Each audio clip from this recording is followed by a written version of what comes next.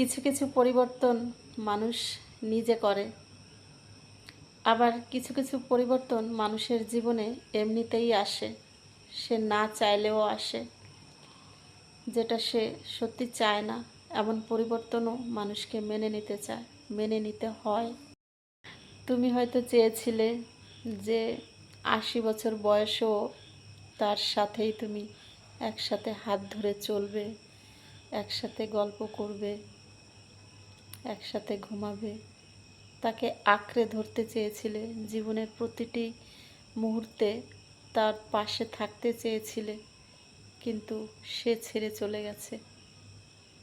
এমন স্বপ্নগুলোও মানুষ না চাইতেই ভেঙে যায়। মানুষ ইচ্ছে করে এই স্বপ্নগুলোকে বাঁচিয়ে রাখতে চায়, তার জন্য অনেক এফোর্ট দেয়, অনেক কষ্ট করে, পরিশ্রম করে, অনেক গুরুত্ব দেয়, কিন্তু তারপরেও এই সম্পর্কগুলো, এই ভালোবাসার মানুষগুলো তাদের জীবনে থাকে না। সেই 80 বছরের স্বপ্নটাও একটা সেকেন্ডের মধ্যে ভেঙে ধুলায় মিশে যায়।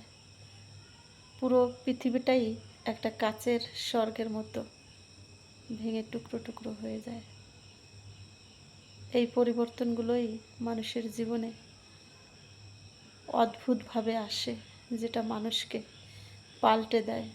মানুষ সেই মানুষটা থেকে একটা অন্যরকম মানুষ হয়ে যায়। যে মানুষটা তুমি আগে ছিলে, সেই মানুষটাকে এখন আর মানুষ খুঁজে পাবে না। সবাই এখন বলবে, এ তো এমন ছিল না, এ কেন বদলে গেল, এ কেমন যেন হয়ে গেছে। কিন্তু কেন হয়েছে সেটা কেউ খুঁজতে যায় না। কেন এই মানুষটা এমন হলো সেটা খোঁজ কেউ রাখে না। শুধু বলে পাল্টে গেছে, স্বার্থপর, বাজে, আনসোশ্যাল হয়ে গেছে। হ্যাঁ, এই মানুষগুলো আনসোশ্যাল হয়ে থাকুক, এটাই আমি চাই। কারণ সোশ্যাল হয়ে থেকে কোনো লাভ নেই। যত তুমি সোশ্যালিটি মেনটেন করতে যাবে, ততই তোমার জীবনটা তারা নষ্ট করে দেবে, শেষ করে দেবে। তাই কখনো কখনো আনসোশ্যাল হয়ে থাকা অনেক ভালো, আমি মনে করি। কারণ মানুষ ইচ্ছে করে কোনো কিছু করতে পারে না, ইচ্ছে করে কোনো কিছুই মানুষ, এই পরিবর্তন যা কিছুই হয়, সব মানুষের ব্যবহারের পরিপ্রেক্ষিতেই সেই জায়গাটাতে যায়। কেউ ইচ্ছে করে এমন একটা জায়গায় যেতে চায় না যেখানে কেউ তাকে আনসোশ্যাল বলুক, অভদ্র বলুক, কোনো ম্যানার্স জানে না, নানান রকম কথা বলবে।